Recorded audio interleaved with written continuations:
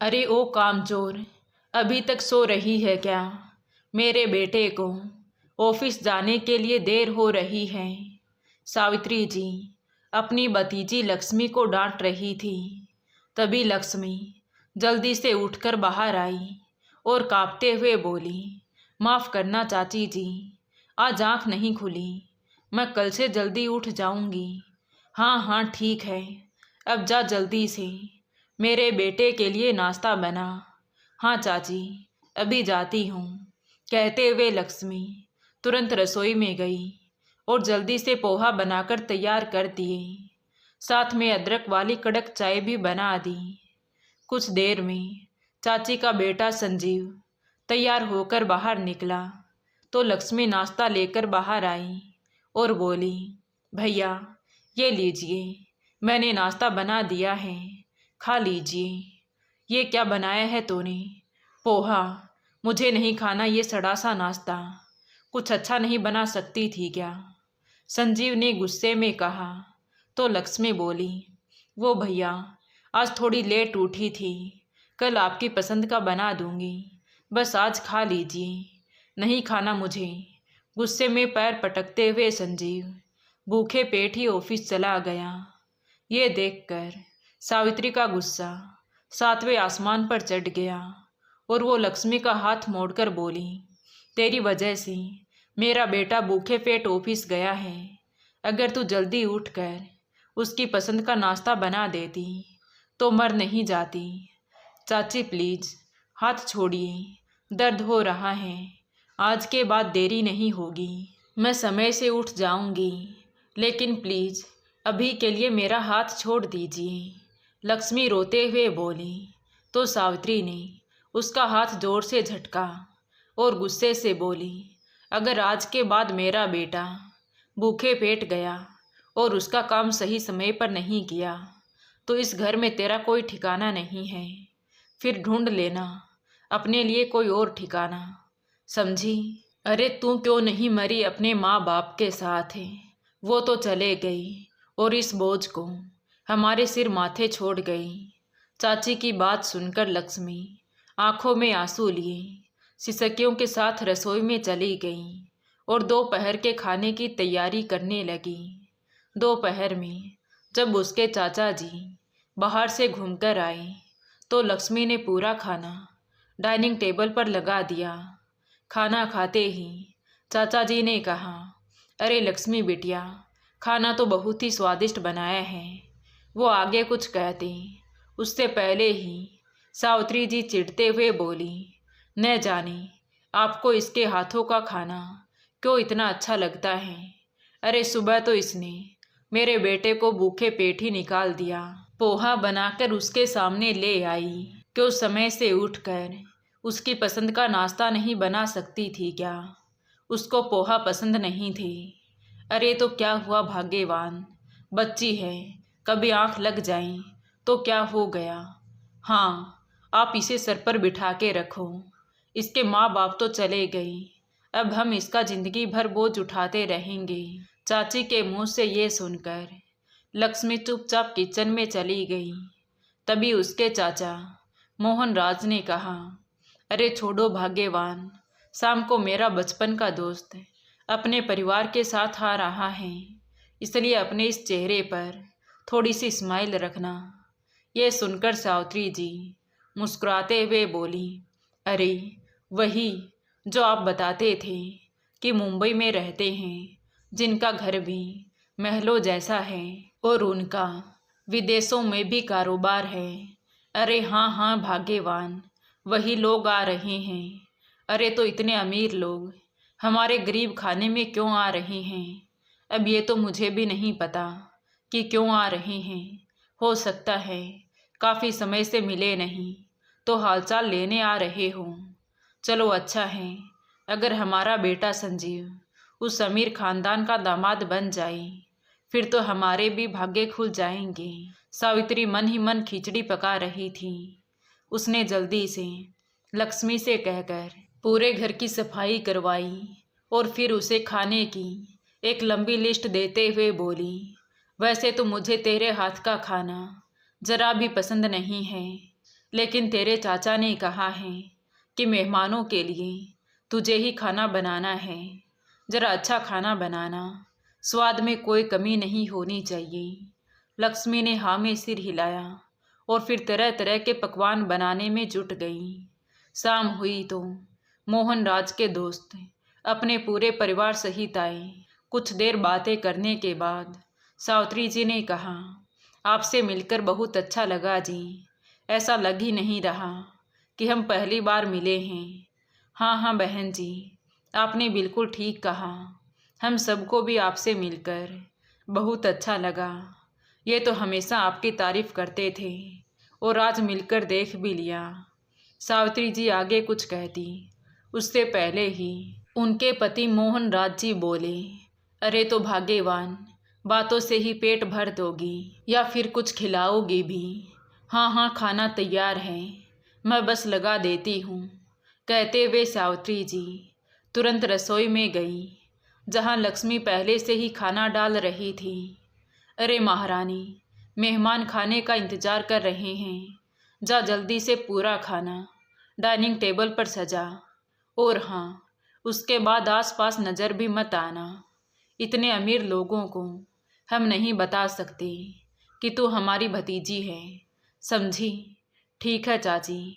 लक्ष्मी ने हाँ में सिर हिलाया और फिर अपने हाथों से जो इतनी मेहनत से पकवान बनाए थे वो सब डाइनिंग टेबल पर लगा दिए और फिर अपने रूम में चली गई। मोहन राज जी अपने दोस्त महेश और उसकी फैमिली के साथ खाने बैठ गई। कुछ देर बाद खाना खाते ही उनके दोस्त महेश जी ने कहा, लगता है अब तो हमें बार बार आपके घर आना ही पड़ेगा। खाना इतना ज़्यादा स्वादिष्ट है कि पेट भर गया, लेकिन मन अभी भी नहीं भरा। हाँ, मेरी भतीजी खाना बहुत अच्छा स्वादिष्ट बनाती है, मोहन राज जी ने कहा। तभी उनके दोस्त की बेटी सनाया बोली, मम्मी, जब हम आ रहे थे तो एक सुंदर सी लड़की बाहर जो फूलों में पानी दे रही थी, शायद ये उसी की बात कर रहे हैं। हाँ हाँ देखा था, सिंपल से सूट में भी इतनी सुंदर दिख रही थी और उसकी मासूमियत तो देखो, फूलों से बातें कर रही थी। हमें भी तो मिलाइए अपनी भतीजी से, महेश जी की पत्नी विमला जी ने कहा। तो ये सुनकर सावित्री जी चिढ़ गई और मन ही मन बुदबुदाने लगी कि अपनी करीबी भतीजी का नाम लेना ज़रूरी था क्या? मैंने तो उसे आने के लिए मना किया था और इन्हें देखो कैसे तारीफों के पुल बांध रहे हैं। अरे सोच क्या रही हो भाग्यवान, जाओ और लक्ष्मी को बुलाकर लाओ, मोहन राज जी ने कहा। तो सावित्री बेमन से बोली, हाँ हाँ अभी बुलाकर लाती हूँ। बेचारी गरीब के माता पिता नहीं हैं तो हमने ही उसे सहारा दिया हुआ है। कहते हुए सावित्री वहाँ से उठकर अंदर गई और फिर मजबूरी में उसे लक्ष्मी को मेहमानों के सामने लेकर ही आना पड़ा। लक्ष्मी ने सबके सामने आकर सबसे नमस्ते किया, पैर छुए और फिर एक तरफ बैठ गई। तभी महेश जी की पत्नी विमला जी ने कुछ देर लक्ष्मी से बातें की और फिर बोली, हमें तो सिर्फ आपकी भतीजी के हाथ का खाना ही पसंद नहीं आया, बल्कि आपकी भतीजी ही पसंद आ गई। भाई साहब, अगर आपको ऐतराज़ ना हो तो हम आपकी भतीजी को अपने घर की शोभा बनाना चाहते हैं। मैं कुछ समझा नहीं। अरे भाई साहब, हम इस दोस्ती को रिश्तेदारी में बदलना चाहते हैं। मुझे लक्ष्मी बिटिया बहुत पसंद आई। अरे ये सब क्या हो रहा है? मैंने क्या इतनी सारी तैयारियां इस गरीब के लिए की थी कि वो आए और इस गरीब को पसंद करके चले जाएं। नहीं नहीं, मैं ये नहीं होने दे सकती। सावित्री जी मन ही मन बुदबुदाई और फिर अपने पति से बोली, अजी सुनते हो? हाँ हाँ, आप दोनों सोच समझकर हमें जवाब दीजिएगा। हमने तो लक्ष्मी बिटिया को अपनी बहू के रूप में स्वीकार कर लिया है, बस आपके जवाब की देरी है, विमला जी ने कहा। तो ये सुनकर लक्ष्मी को विश्वास नहीं हो रहा था कि बैठे बिठाए उसके लिए इतने बड़े अमीर खानदान का रिश्ता आ जाएगा। वहीं दूसरी तरफ सावित्री जी अपने पति मोहन राज जी को एक तरफ ले गई और बोली, आपके अमीर दोस्त ने तो आपकी गरीब भतीजी को अपने बेटे के लिए मांग लिया, लेकिन मैं आपको बता देती हूँ कि आपको साफ साफ इनकार कर देना है। अरे भाग्यवान, ये तुम कैसी बातें कर रही हो? खुद चलकर इतना अच्छा रिश्ता आया है, फिर मैं इनकार क्यों करूँगा? वो इसीलिए क्योंकि मैं नहीं चाहती कि उस भिखारिन का रिश्ता इतने अमीर घर में हो, और फिर इतने अमीर ससुराल में लड़की देने के लिए क्या तुम जानते नहीं कि कितना दहेज देना पड़ता है? और मैं उस गरीब की शादी में 1 रुपया भी खर्च नहीं करने दूंगी। कोई गरीब सा लड़का देखकर बांध देना उसके पल्लू से, लेकिन इतने अमीर ससुराल में कतई नहीं। अरे भाग्यवान, महेश मेरा बचपन का दोस्त है, उसे मैं अच्छे से जानता हूँ। वो दहेज जैसी प्रथा के खिलाफ है। तभी सावित्री जी चिढ़ते हुए बोली, अरे मैंने तो सोचा था कि उनकी बेटी का हाथ अपने बेटे के लिए मांगूंगी, लेकिन उन्होंने तो उस भिखारी का हाथ अपने बेटे के लिए मांग लिया। नहीं नहीं, ये नहीं हो सकता। सावित्री, तुम पागल हो गई हो। उनकी बेटी का रिश्ता कहीं और तय हो चुका है, इसलिए अपने बेटे का ख्याल तो तुम अपने दिमाग से ही निकाल दो और लक्ष्मी बिटिया की शादी की तैयारी करो। इतना कहकर मोहन राज जी बाहर आ गई और आकर शादी के लिए हाँ कर दी तो सबके चेहरे पर खुशी दौड़ गई और उनकी दोस्ती रिश्तेदारी में बदल गई। कुछ देर बाद उनके जाते ही सावित्री जी लक्ष्मी पर भड़क उठी। बड़ी खुश हो रही हो ना कि इतने अमीर घर का रिश्ता जो आया है, पर इतनी भी खुश मत हो। वो इतने अमीर लोग तुझे सिर्फ इसीलिए अपने घर की बहू बनाना चाहते हैं ताकि उन्हें मुफ्त की नौकरानी मिल जाएगी। शादी के बाद तुम्हारा वहाँ क्या हाल होने वाला है तुम्हें बहुत जल्द पता चल जाएगा। इतना कहकर सावित्री पैर पटकते हुए अपने कमरे में चली गई। कुछ दिन बाद धूमधाम से लक्ष्मी की शादी महेश जी के बेटे मनोज से हो गई। लक्ष्मी अपनी चाची का घर छोड़कर अपने अमीर ससुराल आई तो बाहर से ही घर को देखकर हैरान रह गई और सोचने लगी, ये मेरा ससुराल है। चाची के मुंह से सुना तो बहुत था कि मेरा अमीर ससुराल महलों से कम नहीं, लेकिन आंखों से देखकर यकीन नहीं हो रहा कि मैं इस घर की बहू बनी हूँ। तभी अचानक उसे चाची के वो शब्द याद आ गए कि इतनी भी खुश मत हो। उन्होंने कहा था कि तुम्हारी सास सिर्फ मीठी बोलती है, लेकिन है बहुत खतरनाक। उन्होंने मुझे इस बड़े घर की बहू सिर्फ इसीलिए बनाए हैं कि उन्हें मुफ्त की नौकरानी मिल जाएगी। लक्ष्मी बहू, घबराओ मत, तुम सिर्फ इस घर की बहू नहीं, इस घर की बेटी हो। मैं तुम्हें इस घर की बेटी बनाकर लेकर आई हूँ।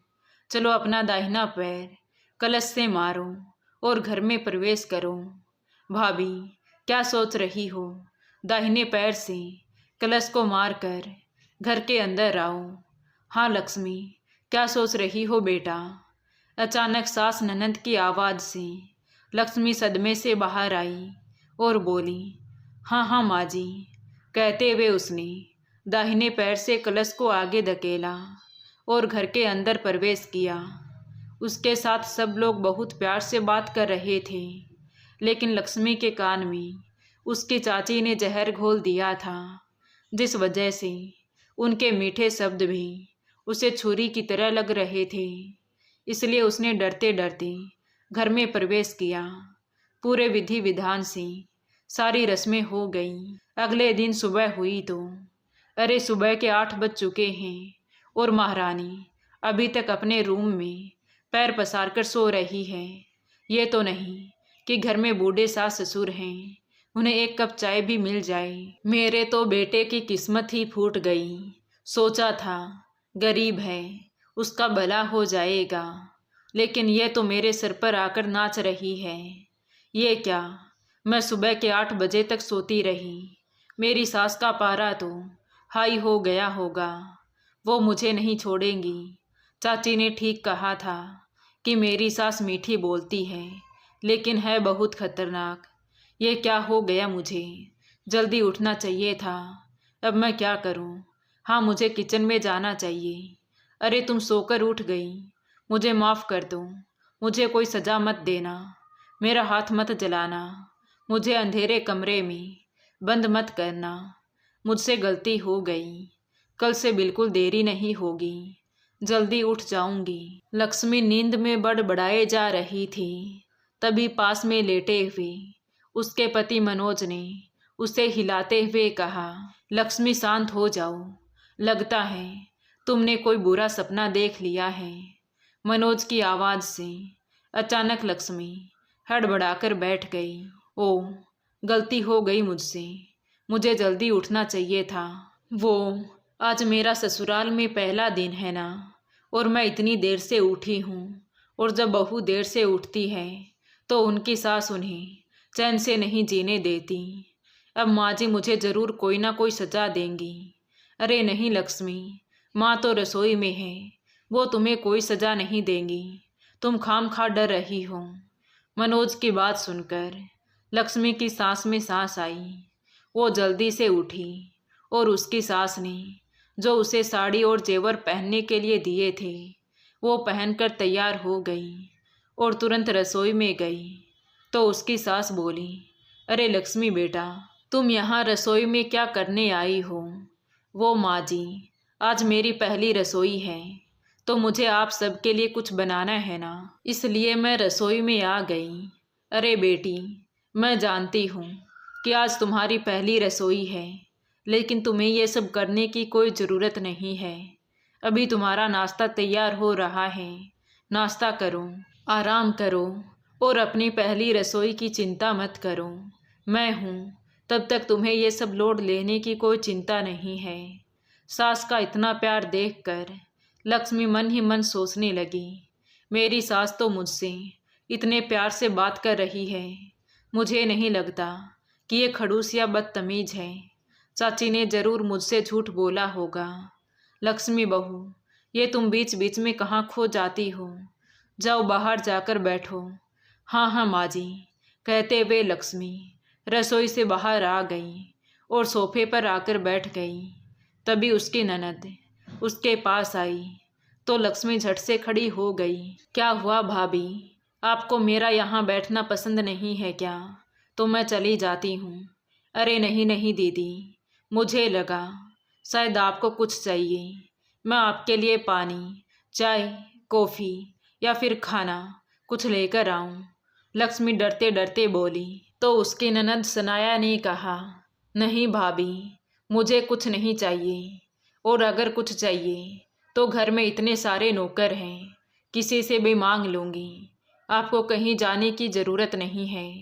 आप यहाँ बैठिए और मुझसे बातें कीजिए और बताइए कि आपको खाने में क्या पसंद है, आपको कहाँ घूमने जाना पसंद है और कैसे ड्रेस पहनना पसंद है।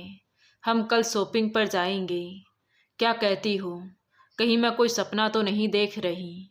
मेरी ननद मुझसे मेरी पसंद के बारे में पूछ रही है। मैं कोई सपना ही देख रही हूँ, वरना ननद इतनी अच्छी कहाँ होती हैं। भाभी बताइए ना, आपको कहाँ घूमने जाना पसंद है, फिर हम आपकी वही की टिकट करा देंगे। आपको भैया के साथ घूमने जहाँ जाना हो वहाँ चले जाना। जब तक पिताजी जिंदा थे तो मैं उनके साथ हर साल अपने गांव का मेला देखने जाया करती थी, लेकिन उनकी मृत्यु होने के बाद चाचा के घर पर कभी मौका ही नहीं मिला। लक्ष्मी ने मुस्कुराते हुए कहा। तो सनाया बोली, अच्छा, तो आप अपने गांव के मेले में घूमने जाना चाहती हैं। हम सभी वहां चलेंगे, लेकिन फ़िलहाल आप बताइए कि आप लंदन, पेरिस, दुबई कहाँ जाना पसंद करोगी, या फिर इंडिया में ही कोई जगह हो तो वो बता दीजिए। मैंने एक बार टीवी पर लंदन देखा था तो वो मुझे बहुत पसंद आया था। अच्छा, तो आपको लंदन जाना है तो ठीक है, लंदन की टिकट मेरी तरफ से। लंदन जाने के लिए आपके लिए ड्रेस, शूज, मेकअप सब खरीदना पड़ेगा। हम कल शॉपिंग पर जाएंगे। लक्ष्मी बहू, आ जाओ बेटा, मैंने नाश्ता लगा दिया है। और सनाया, जाओ तुम अपने भैया को बुलाकर ले आओ और अपने पापा को भी देखना कि वो कहाँ चले गई। विमला जी ने किचन से आवाज़ लगाई तो लक्ष्मी भी डाइनिंग टेबल पर आकर बैठ गई। सब उसके साथ इतने प्यार से पेश आ रहे थे कि लक्ष्मी को विश्वास ही नहीं हो रहा था कि उसे इतना अच्छा स्वर्ग जैसा ससुराल मिला है। उसकी आंखों में आंसू थे। तभी सनाया बोली, भाभी आप रो क्यों रही हैं? क्या हुआ? सब ठीक तो है ना? हमसे कोई गलती तो नहीं हो गई? लक्ष्मी कुछ कहती उससे पहले ही विमला जी बोली, अरे नहीं नहीं, मुझे लगता है बहू को अपने मायके की याद आ रही होगी। जब मैं ब्याह कर आई थी तो मुझे भी अपने माँ बाप की बहुत याद आई थी और मैं बहुत रोई थी। बस लक्ष्मी बहू को भी अपने चाचा चाची की याद आ रही होगी। उसके माता पिता के बाद वही तो इसके माता पिता हैं। लक्ष्मी बहू, मैं समझती हूँ मायका छोड़कर आना कितना मुश्किल होता है, लेकिन खुद को अकेला बिल्कुल मत समझना बेटा। हम सब तेरे साथ हैं और तुझे जब भी अपने मायके की याद आए तो चली जाना और किसी से परमिशन लेने की कोई ज़रूरत नहीं है। ठीक है माँ जी। इतना कहकर लक्ष्मी सोचने लगी, स्वर्ग जैसे ससुराल को छोड़कर भला मायके जाना कौन पसंद करेगा। माँ जैसा सास प्यार करती है और बाप जैसा ससुर, इतना अच्छा पति मिला है और दोस्त और बहन जैसी ननद। लगता है मेरे अच्छे कर्म ही मुझे यहाँ लेकर आए हैं। लक्ष्मी की आंखों में खुशी के आंसू थे कि उसे इतना अच्छा स्वर्ग जैसा अमीर ससुराल मिला। और फिर सब नाश्ता करने के बाद ढेर सारी बातें करने लगे।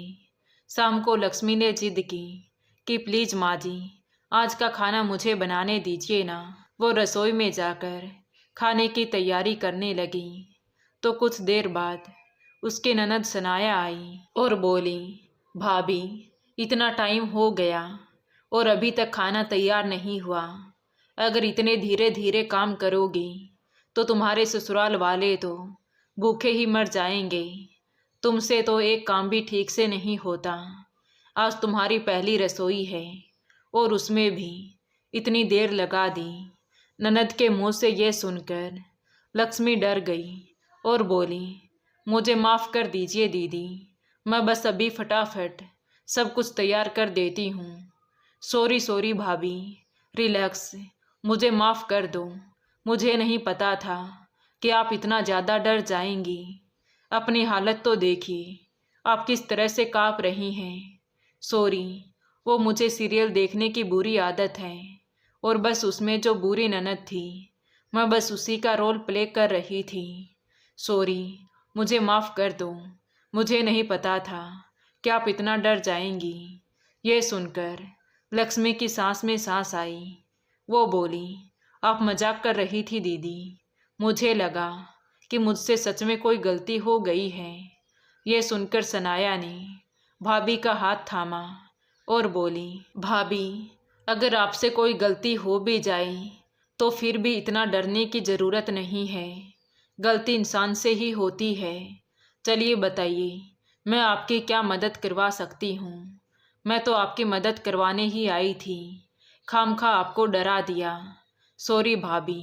इतना कहकर सनाया भी प्यार से अपनी भाभी के कामों में हाथ बटाने लगी।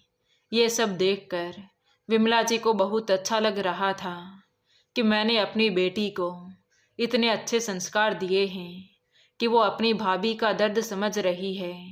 भगवान करे ननद भाभी का रिश्ता हमेशा ऐसा ही बना रहे। इधर लक्ष्मी भी बहुत ज़्यादा खुश थी। अब वो भूल चुकी थी कि वो इस घर की बहू है, क्योंकि उसे बेटियों जैसा प्यार मिल रहा था। ऐसे ही समय बीतता गया। अब उसकी शादी को 1 महीना बीत चुका था। एक दिन विमला जी लक्ष्मी से बोली, लक्ष्मी बहू, चलो कल हम तुम्हारे मायके चल रहे हैं। मैं भी तुम्हारे साथ चलूँगी। मुझे वहाँ से कुछ जड़ी बूटियाँ लेकर आनी हैं और तुम भी अपने चाचा चाची से मिलकर आ जाना।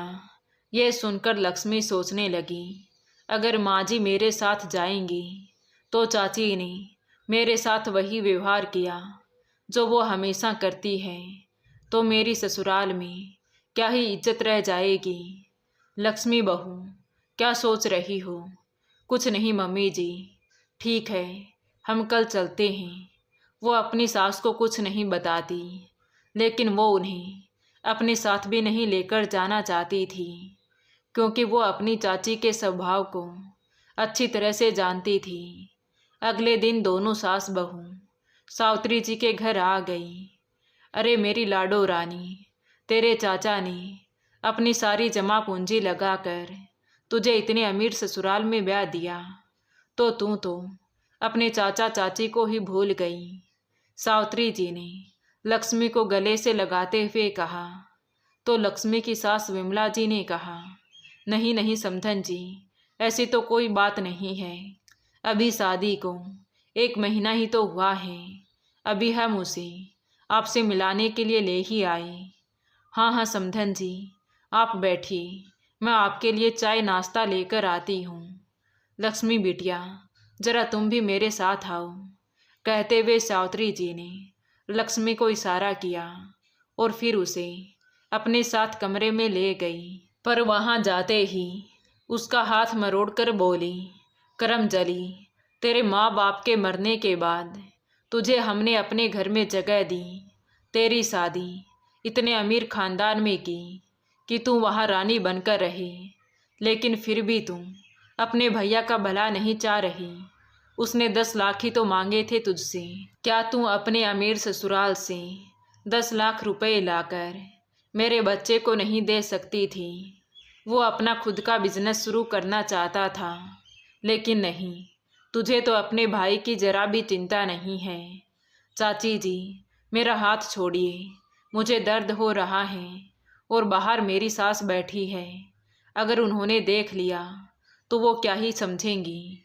और आप ही बताइए, मैं अपने ससुराल से इतनी बड़ी रकम कैसे लाकर दे सकती हूँ?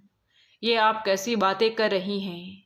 अच्छा, तो अब तू अपनी चाची को सिखाएगी? अरे तू अपनी चाची को जानती नहीं है। अगर तूने 10 लाख नहीं लाकर दिए तो मैं तुझे तेरे अमीर स्वर्ग जैसे ससुराल में टिकने नहीं दूंगी, समझी? कहते हुए सावित्री जी लक्ष्मी का हाथ जोर से मरोड़ने लगी। तभी पीछे से तेज आवाज आई, रुक जाइए बहन जी। ये सुनकर सावित्री जी ने तुरंत लक्ष्मी का हाथ छोड़ दिया। तभी लक्ष्मी की सास विमला जी अंदर आते हुए बोली, अच्छा तो लक्ष्मी बहू, ये बात थी। जब भी तुम अपने मायके में फ़ोन पर बात करती थी तो मायूस हो जाती थी। मैंने तुमसे कितनी बार पूछा कि आखिर बात क्या है, लेकिन तूने हमें बताना ज़रूरी नहीं समझा। और समधन जी, आप भी कमाल करती हैं। बेटी के ससुराल से पैसे मांगते हुए आपको शर्म नहीं आ रही? नहीं माँ जी, आप गलत समझ रही हैं। चाची ऐसा नहीं बोल रही थी। चाची तो मुझे बहुत प्यार करती हैं। बहू, तो अभी भी अपनी चाची की साइड ले रही है, जो तेरे ऊपर इतने अत्याचार करती है। आज के बाद मैं तुझे अपने मायके कभी नहीं आने दूंगी। चल अभी मेरे साथ। मैं यहाँ कोई जड़ी बूटी लेने नहीं आई थी, बस ये देखने आई थी कि तेरे साथ कितना अत्याचार हो रहा है, क्योंकि शादी के अगले दिन ही मुझे इस बात का पता चल चुका था कि तुम्हारी चाची ने तुम्हें किस तरह से पाला है। सास के मुंह से ये सुनकर लक्ष्मी हैरानी से उनकी तरफ देखने लगी। तो विमला जी ने कहा, हाँ बहू, मुझे उसी दिन पता चल गया था, क्योंकि तुम थोड़ी लेट से उठी थी, इसलिए तुम सपने में नींद में बोल रही थी कि मुझे मत मारना, मुझे कमरे में बंद मत करना, मैं कल से समय पर उठ जाऊंगी, प्लीज़ आज छोड़ दीजिए। जो मेरे बेटे मनोज ने बहुत अच्छे से सुना था, वो उसी वक्त समझ गया था कि तुम्हारी चाची ने तुम्हें कितना मारा है। उसने मुझे ये सब बातें बताई, तो मैंने ये प्लान बनाया था कि इस बार मैं भी तेरे साथ जाऊंगी। मुझे भी तो पता चले कि तुम्हारी चाची तुम्हें किस तरह से रखती थी और अब शादी होने के बाद भी कितने अत्याचार करती है। आज के बाद मैं तुझे अपने मायके कभी नहीं आने दूंगी। मुझे नहीं पता था कि तेरे साथ इतना अत्याचार हो रहा है। इतना कहकर विमला जी ने लक्ष्मी का हाथ पकड़ा और उसे वहां से ले गई।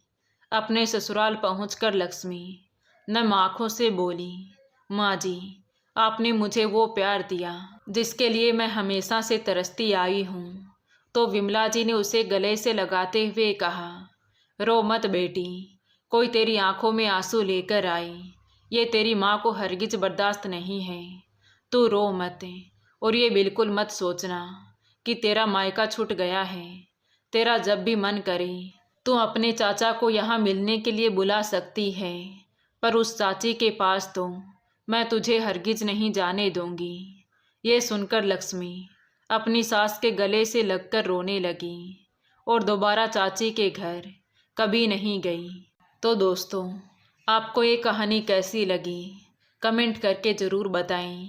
कहानी अच्छी लगी हो तो प्लीज़ वीडियो को लाइक करें, शेयर करें और हमारे चैनल कहानी विद देवांशी को सब्सक्राइब ज़रूर करें। Thank you.